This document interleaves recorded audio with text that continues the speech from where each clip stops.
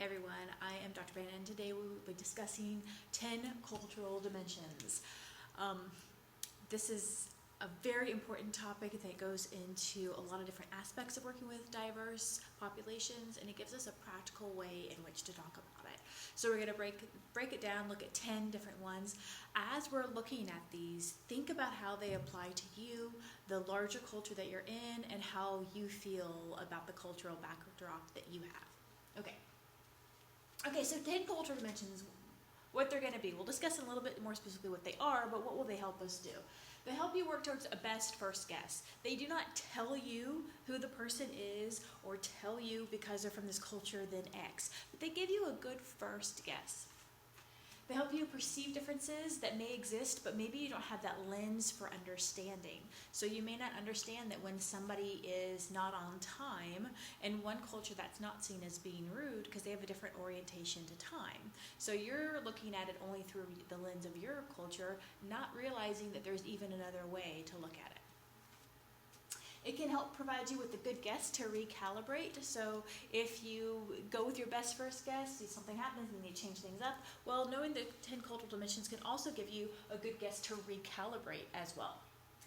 Prepare you for differences that you might encounter, give you a heads up, hey, this might be something that you work with. How are you going to shift gears? How are you going to make this work if you encounter this?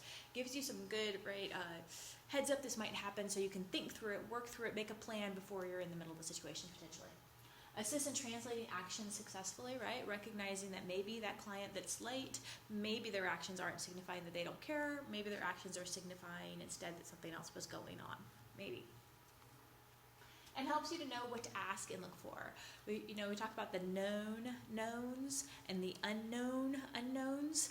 Well, knowing the cultural dimensions can help some of those unknown unknowns go into the known unknown category. And as soon as they're known unknowns, you can learn about them. You can ask about them. You can do research. You can observe to try to figure those questions out.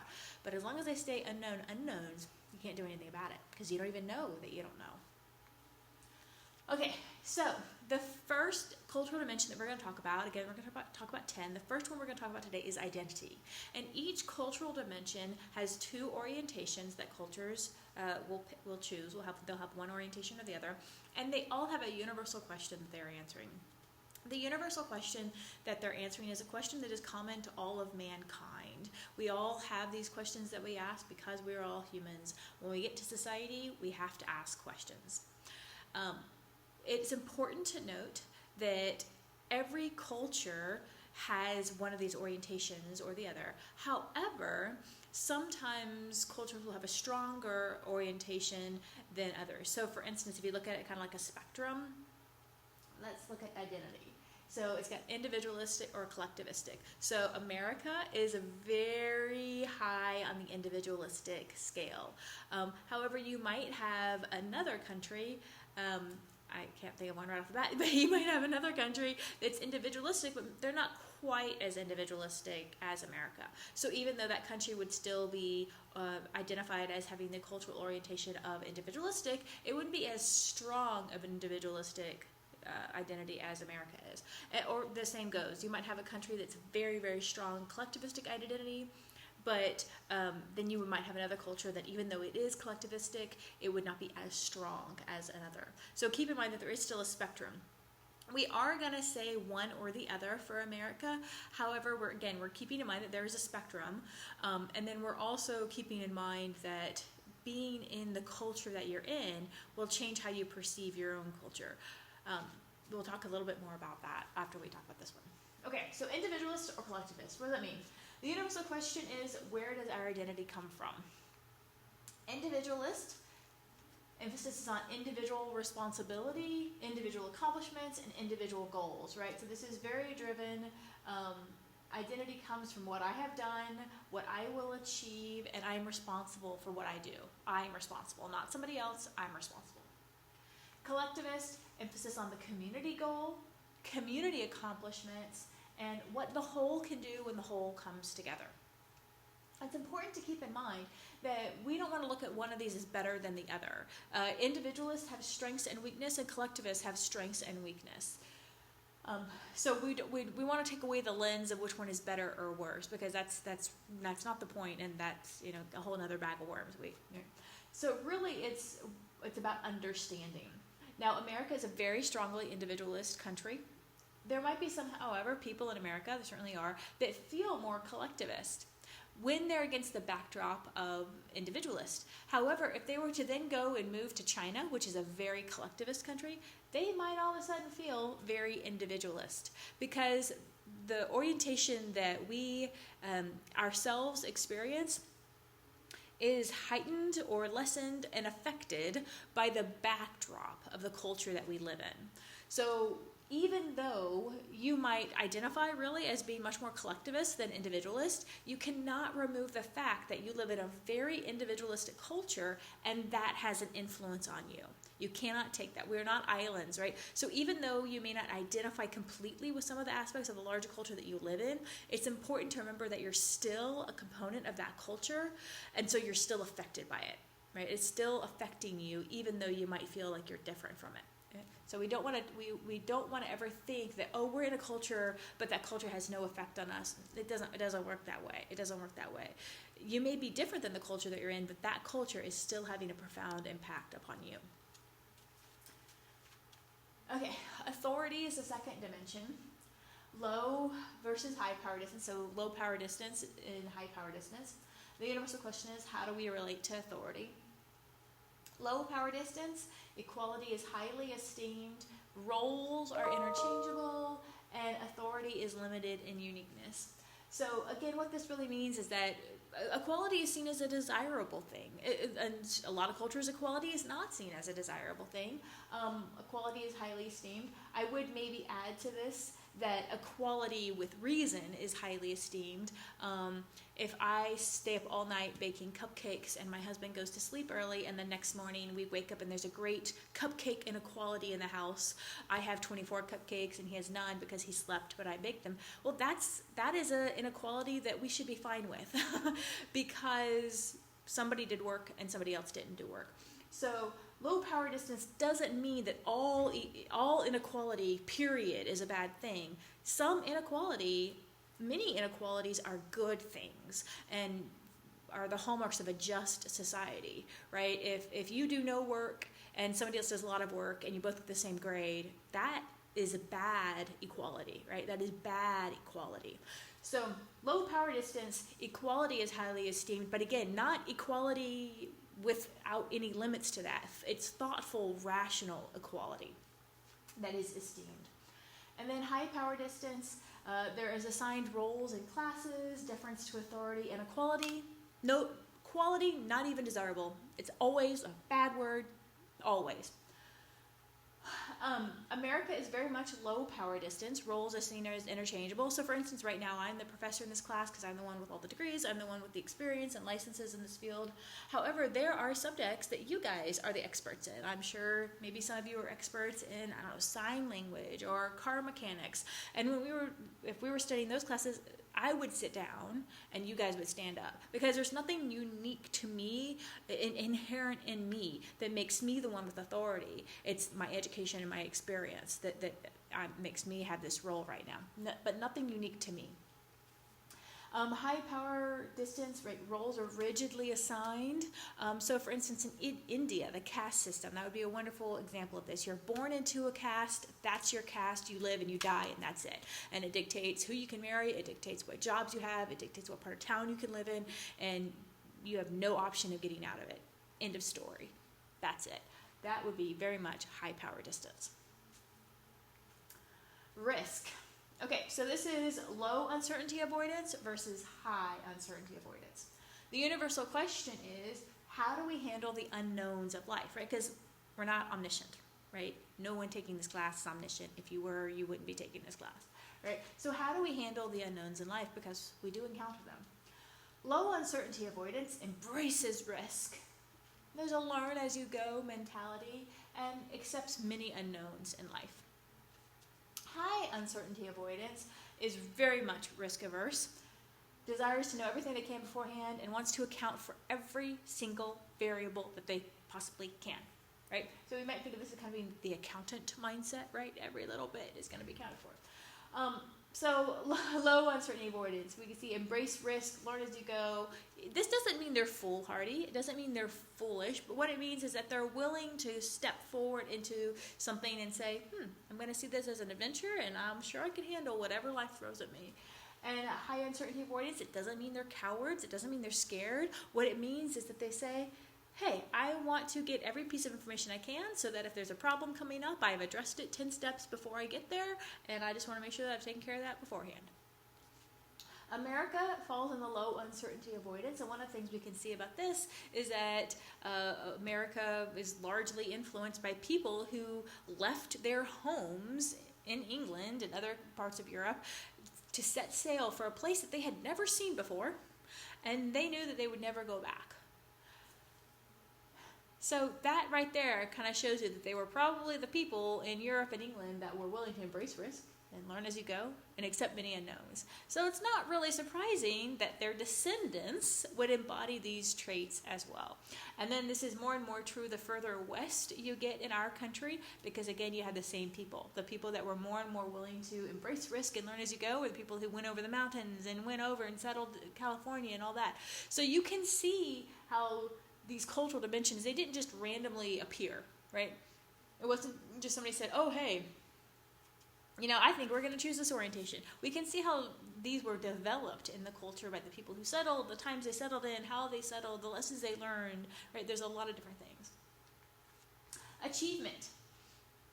Cooperative versus competitive. And again, keeping in mind, a lot of people want to think, competitive is a bad thing.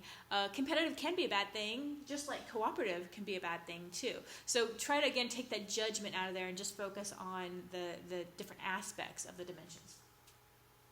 So the universal question is, how can we accomplish the most? And cooperative, there's a belief that they're stronger together. No one needs credit. And there's eyes on a bigger goal, right? It doesn't really matter who did what. We're really focused on getting this big goal done, and let's just do it. Let's just get it done together. Competitive, individual excellence is to be desired. The belief is that if each strand is stronger, that'll actually make the cord stronger. So there's a belief of, focus on each person being excellent. Because with the focus on each person being excellent, what will actually happen is that the whole will be more excellent. And no social loafing.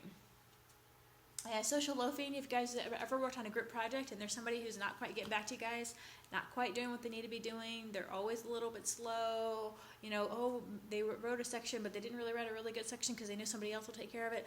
That is a great example of social loafing. When we work together on something and somebody decides, hey, we're working on this so the other people can take the weight. That's an example of social loafing. And in a competitive society, social loafing is very much frowned upon, and at most points, most junctures, people tend to want to avoid it. I sometimes meet people who say that they're very cooperative. They might live in the competitive cultural dimension society of America, but they themselves are very cooperative. And then I ask them, okay, great. How was your last group assignment that you did? Oh, I don't like group assignments. Okay. If you don't like group assignments, that is a really good indication right there that you're not cooperative. Now, maybe that's not absolutely true, but that's pretty true. Because somebody who is cooperative, most of the things that annoy most people about group assignments wouldn't really bother somebody who's cooperative. Because they have different values, they have a different way of assessing things, right? And so that right there is a pretty good indication. Almost all students, whenever I propose a group topic or a group assignment, they go, oh. And one of the reasons for that is because we live in a competitive culture. And so these things, everybody wants to focus on themselves being excellent. I want to do the work and get the grade with what I did. I don't want to do the work and then maybe my grade will be heard or not by somebody else. Those are things that a competitive person would value. A cooperative person would say, oh, we'll get whatever grade we'll get. We'll work together. We'll learn from each other. Right? That would be more of a cooperative person's mindset. Okay, time. We alluded to this earlier. Punctuality versus relationships. The universal question is, how do we deal with time-dependent plans? Punctuality. Values following through on planning. assumes that planning is concrete until otherwise specifically told that it is not concrete. And then the clock is the guide. I used to live in Mexico, and I remember in Mexico, one time my watch broke. And when my watch broke, I realized suddenly that I was living in a relationships orientation to time country. Now, I didn't have the words for it then. I didn't know that. But all of a sudden, this difference that had kind of hung around the periphery, all of a sudden it's just stuck out like a sore thumb, stuck out. And I was like, oh my goodness, there are no clocks anywhere. There's no clocks at any walls anywhere. I was trying to look on people's wrists to see a watch, couldn't see a watch. And all of a sudden I realized I was like the one person in all of Mexico who had a watch. Obviously that's not literally true, but for a little bit I felt that way. And that is pretty much not something that happens in America. In America, at any given moment, you can probably be looking at a couple of clocks. Right now, where I'm standing right now, I have 2 different clocks I can see from where I'm standing. Right? That's a pretty good indication that we have punctuality orientation to time. Relationships, the need of a loved one trumps other arrangements. And it's important to keep in mind that this doesn't mean like a critical need of another one, of a loved one, because punctuality cultures, we would respect that as well. What this means is maybe, somebody just wanted to talk and you wanted to let them know you wanted to listen. It doesn't mean like somebody's in crisis. It doesn't mean like they're sick. It doesn't mean something like that. It's really just talking about, I just want to make sure they know that, they were heard. And so I just wanted to stay and chit chat with them a little bit longer. That's what that means.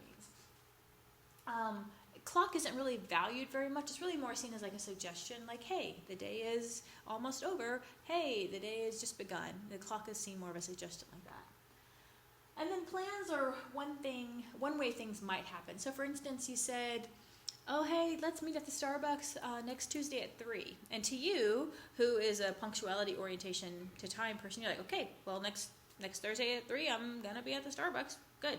Well, somebody who might be a relationships orientation time, they would not be there.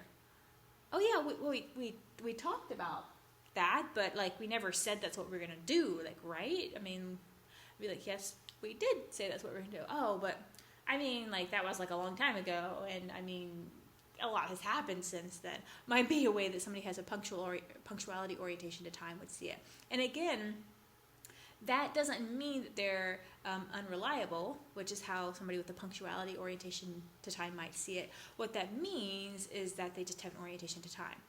Now, there are some people who do actually have a punctuality orientation to time and are always late. That is different because the reason here is why, right? So somebody could very much have a punctuality orientation to time and always be late. That doesn't mean, they must have a relationships orientation to time necessarily, right? So being late doesn't mean you have a punctuality orientation to time. Okay? And being on time doesn't mean you have a punctuality orientation to time either. Okay. Being late doesn't mean you have a relationships orientation to time, sorry. Okay, communication. Direct versus indirect. Okay, the universal question here is, what is the best way to communicate? Direct, or it's otherwise known as low context, because it's very direct, right? It's very to the point. You don't need a lot of contextual information to understand what's going on. It's very to the point, right? There's a high value for clarity. Being clear and concise is seen as very valuable. And there's very much a, come on, say what you mean. Like, mean what you say what you mean mentality. A lot of times in a direct or low context society, this actually is the definition of honesty, or can be one of the definitions of honesty. Did they get to the point? Did they say what they meant? Were they really clear in what they meant? If they're not, it might be seen as dishonest in this culture. And this culture that it might actually be dishonest, right? Somebody who is from this culture and embraces those things, and they're hemming and hawing and not really saying anything, it might be because they're being dishonest. Indirect, a high context culture, societal dictates inform meaning. So it's not necessarily the people that are in the room talking that are doing a lot of the determining of what the meaning is, but it's societal dictates, like the genders that are involved, the titles of those that are involved, the ages of those that are involved, the classes of those that are involved. These things can all greatly inform the meaning. Context is essential for interpretation. You have to know the context, meaning you have to be aware of who is talking to whom. You have to be aware of when they're talking, where are they talking?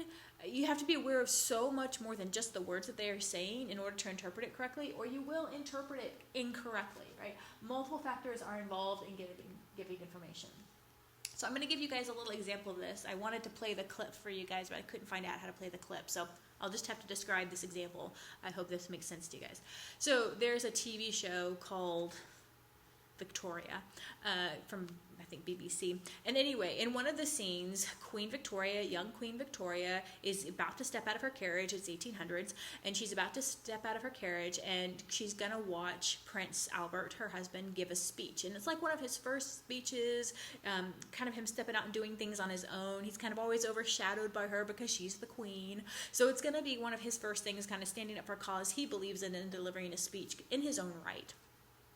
She's showing up to lend support, but she's kind of showing up covertly. She's going to stand in the back, and she wants to watch her husband and support her husband. So she's showing up. She's showing up late after everybody else has arrived.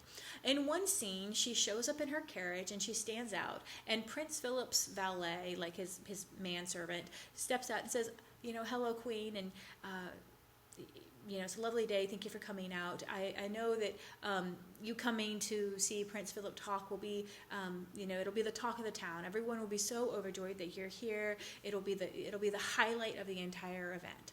And Queen Victoria looks at him and says, "Oh, I think I'm coming down with a cold. I need to go back to the palace. I'm unable to attend today, but I will see my husband when he returns home." So somebody who doesn't understand the context of what just happened is like, what the heck? The dude just said he was really excited about her being there, and then she's like, I'm sick, I'm going home. What happened? But when you understand the context of what's happening, what you understand is that what was really being said, the manservant was saying, hey, if you show up, everybody's going to know you're here, and you're going to be the center of attention. And that is going to greatly detract from what your husband is trying to accomplish today. And what she said was, ooh, you're right. I hear you. I'm going to go home. Bye. Right? So, but unless you understand the context, right, who they are, speaking to each other, where they are, when it is, then you can't understand correctly what they're saying to each other. If you just went by the words they said, you'd be like, what the heck happened in that conversation? But that's an example, even though generally speaking, England is more direct, but that's still an example of an indirect conversation, right? What they were saying wasn't really what they were saying. They weren't lying, but what they were saying wasn't really what they were saying. You needed a lot more information in order to be able to accurately interpret what they were saying. So again, America's a direct, so countries like Japan are very indirect. And they oftentimes can see America as being very blunt and rude because we're very direct. And a lot of times we can see them as being sneaky or dishonest because they're very indirect. People from Japan typically that come to America, they may find Americans harsh and abrasive, but they're usually able to understand Americans just fine. People who go to live in Japan can often struggle with understanding what they should do, when they should do it, because all of these things that are telling them what they should do are very indirectly given. And it can be very hard to adjust. They go, why won't somebody just tell me what they want to say? Why won't somebody just tell me what I need to do? Okay, lifestyle. Being versus doing. The universal question is, how should life be spent? Pretty big question, right? Pretty big. Being. There's an emphasis on enjoyment, high value of relationship, and an emphasis on leisure and downtime. Now, this does not mean that a beer is just a hedonist, right? It doesn't mean that. What it means is that they're may be like that mindful guru. Maybe it could be a way to think about it. They're in the moment. They're really right now. What's in front of me right now is what I'm going to focus on. Beers can be extremely hard workers, right? They absolutely can. Beers are usually very much, though, aware of what's happening, aware of priorities. They're really going to be focused on like having time to calm down.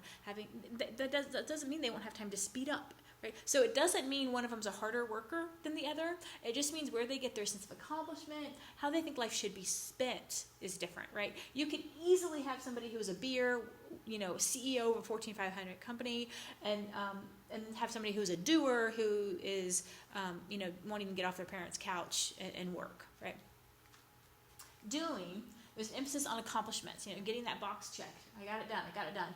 Task-oriented, and problem-solving orientation. So a good sign of a doer, I always kind of think this is funny. If you go on vacation, if you're going on vacation to like a normal tourist vacation destination, like the beach or something like that, and you can look around, and what you'll usually see is, and it's not all the time, but a lot of times in couples, there'll be one person who's sitting there with like their day planner. It's like, where are they going to go next? Where's the next activity they're going to do? Have they done that? Check. Maybe they're checking their bag of supplies, make sure they have all the kids' clothes, make sure they have everything, they have lunch ready.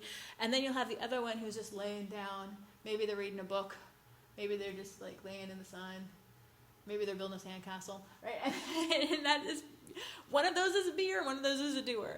Now, the thing that is hard sometimes for beers to understand is that doers enjoy their lists. They don't see that as a hardship. They like to go on vacation and have lists. If they don't have a list and things to do on vacation, they do not like vacation anymore. And beers are like, what? Come on, just chill out. Don't do anything. It's vacation. And doers say, no, this is something I want to do. This helps me relax. And then sometimes doers have a hard time understanding beers, right? Because beers will be working or something. They'll be like, come on, don't you have a game plan? Don't you want this to be done by like 5 days? What's your goal? Where's your to-do list? What are the next steps that you need to do? And beers are like, I got it. Right. So I often, in like marriage counseling and such, I often see beers and doers. So that's another thing to keep in mind about these cultural dimensions, is that there's the broader cultural dimension of the country that you're in. Then there's your own particular like orientation, again, with the backdrop of your country. And then there's also your spouse, right? Because that influences it too, in the ways in which y'all relate to each other. But yeah, being and doing, it's very interesting watching spouses see each other differently when they finally understand that this is a cultural orientation and not a fault of one of the other. Rules. Okay, particulars versus universalists, and this is one of the number one cultural dimensions. I think the number one cultural dimension where people ascribe moral value to it. And people, a lot of times, this is one of the hardest ones for them to actually see as a cultural orientation versus actually a moral standpoint. The universal question is, how do we apply rules? The particularist says there's a different standard for everybody, and the relationship and role should really dictate the application of laws, and the relationships trump any objective standard. The relationship's more important than just some random standard that was set out. Universalists would say there needs to be the same standard for everyone. There's a uniform application of laws desired, and relationships are below the standards for actions. So standards for actions are up here, and then relationships are down here. Like, what you did is more important than who you are to me, right?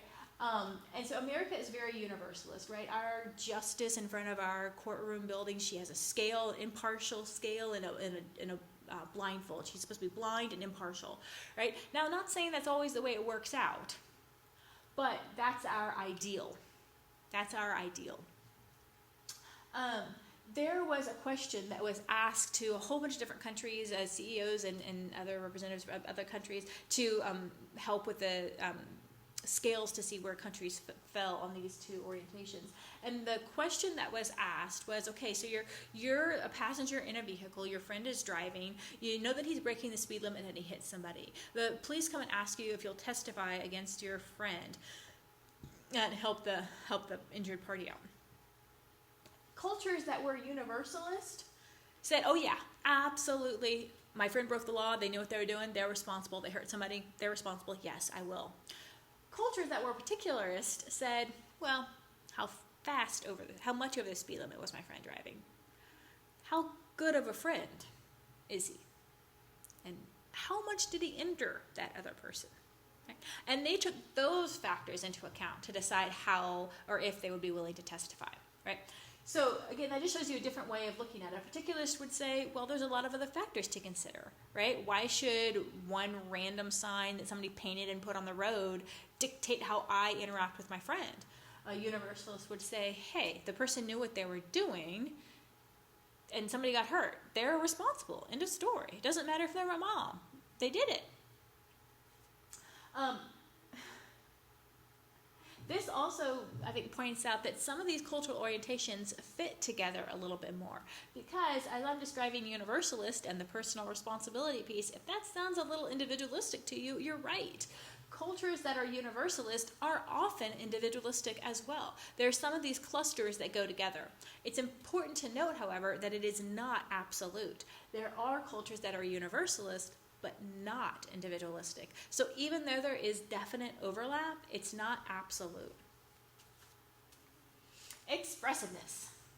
Neutral versus affective. Universal question is, how do we express our emotions? We all got them. Neutral. Outward state is not representative of the inward state. True feelings are reserved for close relationships. And an unreserved expression, unreserved display of expression isn't valued. That's not seen as a good thing. In effective cultures, inward state is projected outwards. Showing true feelings is considered to be a part of honesty. If you weren't showing your true feelings about something, that's considered dishonest. And the line between thoughts and feelings can be very unclear. A lot of times I hear people say things like, I just felt like the answer to that question was wrong and like it should have been A. That's not a feeling. That's a thought. But our culture, which is much more of an affective culture, sometimes we say think when we mean feel. And we say feel when we mean think. One of the things that my students often grumble about initially is that I tell them, hey, you said think and you meant feel. You said feel and you meant think. Words are important. Words mean things. And we need to protect that words mean things because words are how we communicate and how we work with our clients, right?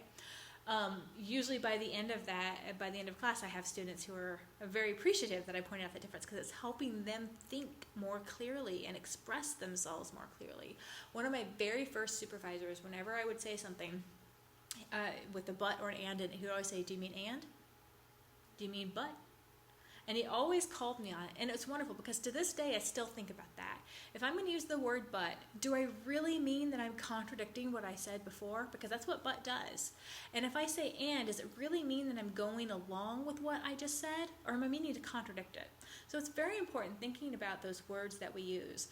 Sometimes, and Hayes talks about this a little bit, sometimes we get the constructivist world that says there's this belief system out nowadays, and it's running rampant in all society, and especially in our profession, that says you can determine what your own reality is.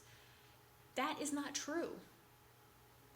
People who study mathematics realize that's not true. People who study physics realize that's not true. We do not get to determine what reality is. You can say that you don't believe in gravity until you're blue in the face, but guess what? You jump off that cliff, gravity's still going to pull you down.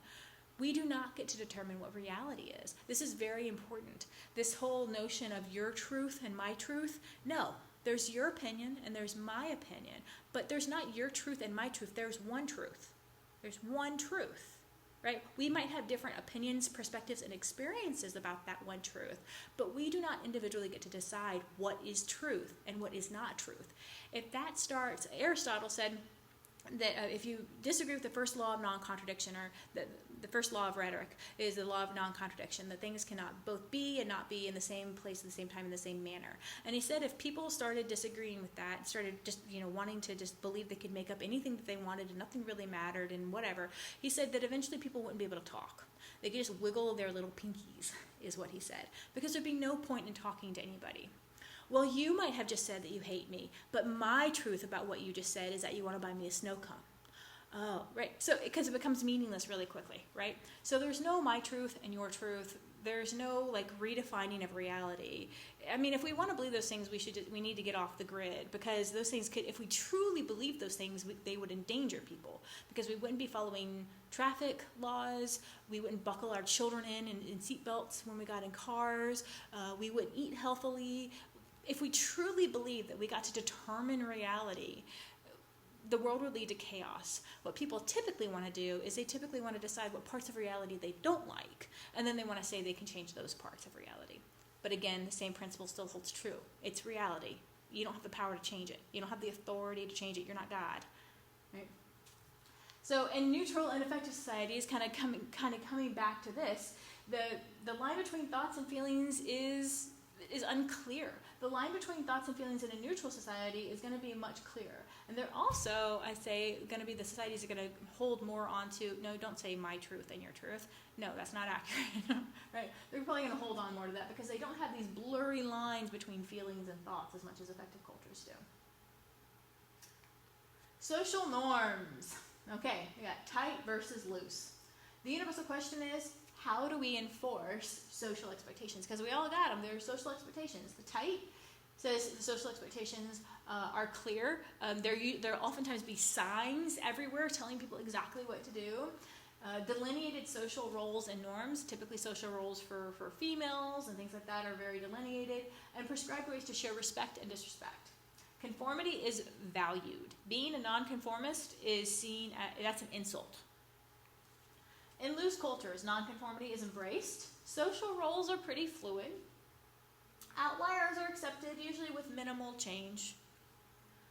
An example of a loose culture, America is a loose culture. I think New York City is one of the loosest small pockets in the world.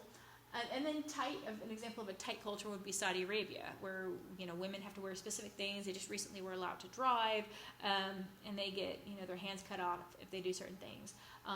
It's one of those things that makes me think of oppression. A lot of times in our society, we want to think that anytime anybody does anything that makes us feel, or that we feel a certain way about what they did, no one can make us feel a certain way, right? We feel a certain way, we interpret what they did a certain way, and we then feel a certain way about it. We interpret that as oppression. And I think a lot of times one of the things that wakes Americans up from realizing that they are not oppressed is when they go to another country where people are oppressed. And people not liking me because I'm a Christian, or people not liking me because I'm a woman, or people, giving me funny looks or laughing at me. That is not oppression.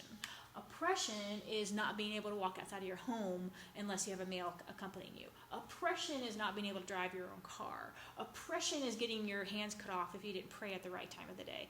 That's oppression. We in America don't really know much about oppression. And it's really interesting because some of the people that speak the most about oppression in America are people who have spent the least amount of times in countries where oppression is running rampant. They have the least understanding of what's really going on in the whole world. They're turning so focused in and making their feelings the reality that people that are actually literally dying in their oppression, they know nothing about them. But they've spent a lot of time studying their own feelings and justifying how they feel. We as counselors, we need to recognize when people are hurt, and we need to, we need to understand that and meet them where they are. But we don't need to tell them that they are actually being oppressed, right? We don't need to join them in their catastrophizing.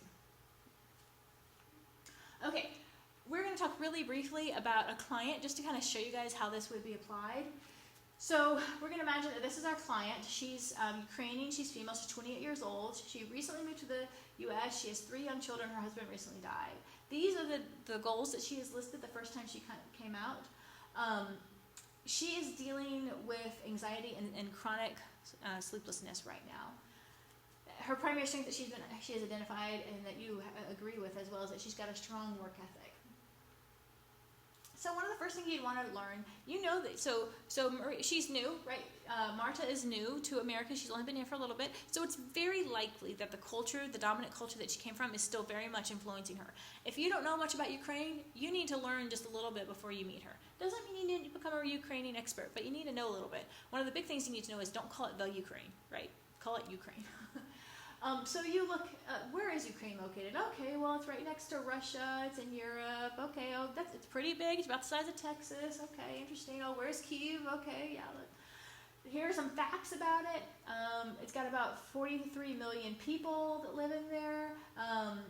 It's been independent of former USSR since 1991, so it's definitely still got the wounds of communism all over it. Trauma of communism is definitely very, very much alive in Ukraine. Poverty rate is 25%. And then 1 million people, and the number's probably higher now, are displaced in eastern regions because of Russia. So 10 cultural value dimensions. So as you can see, the ones that are in red are the ones that are supported by research. The ones that are in yellow are the ones supported by anecdotal research. And the colored ones are those are what Ukraine would be, the orientation that Ukraine would be. So as you can see, a lot of these disagree with the larger context of American society. So America is individualistic, typically, or Ukraine is collectivistic. America is low power distance, Ukraine is high power distance. So one of the things that would be important to do is to understand your broader culture and also understand your independent orientation to that culture. and then know these things. And this can help you have a best first guess about maybe some difficulties that you'll have with MARTA, maybe some similarities you'll have with MARTA. Again, keeping in mind that you're not using these to determine how MARTA is. You're using these as a best first guess for any problems that might arise, any difficulties, a way of talking to her that might be helpful, etc., etc. They might be wrong, right? You have to keep your mind open. I hear a lot of people say things, and I'm sure a lot of your professors have said this, so don't get me in trouble with them. Don't make assumptions. Don't make assumptions. Well, what I can say after a decade licensed is you cannot not make assumptions. That is impossible. The way your brain works, you will make assumptions. So here's where you need to spend your energy. You need to become aware of what your assumptions are and then test them. It is impossible for you not to make assumptions. Your brain is wonderful. It is constantly, right now, it is constantly assuming things. It's constantly assuming that you know where your husband is, or you know where your kids are, you know where your car is, or you know that the seat that you're sitting on is going to hold you. You are constantly assuming a whole mess of things right now, and that's good, right? If you consciously had to make each of those decisions, your brain would just be like apoplectic with all the information you had to constantly process. So assumptions in and of themselves aren't bad. The thing that makes them bad is when we're not aware of them and we don't test them, right? When we act upon an assumption as if it is fact, because we did not even notice it was an assumption, much less test it, we are in trouble. And we have violated ethical standards. Okay, so these are some best first guesses, right, with MARTA. So some things, looking at all of those things, some things that might stick out to you to think about is how you do constructive and positive feedback. It might be something you really want to think about, right? Because you come from a low power distance culture, which, doesn't really see, somebody says something and they're in a position of authority, like, okay, I'll listen to it. Well, she comes from a high power distance culture. So anything that you say might have even more weight to it, right? Not even just that normal power differential between a client and a counselor, but it might even be more, right? It might be seen as a gospel truth because you said it. Well, you need to really be careful about that, right? Because that might mean you have even more power over her. You could do even more harm to her. That might be something good to assess early on because that could cause a lot of difficulties. Language and expressions, right? I mean, that's just another thing to consider. So she comes from a society that's kind of neutral. So you need to make sure maybe you're very effective. You need to make sure that you're taking that into account when you interpret her facial expression and some of her nonverbals, right? That you're recognizing, she comes from a neutral society, so I can't interpret her the way I would somebody from an effective society. Those are just some things to consider.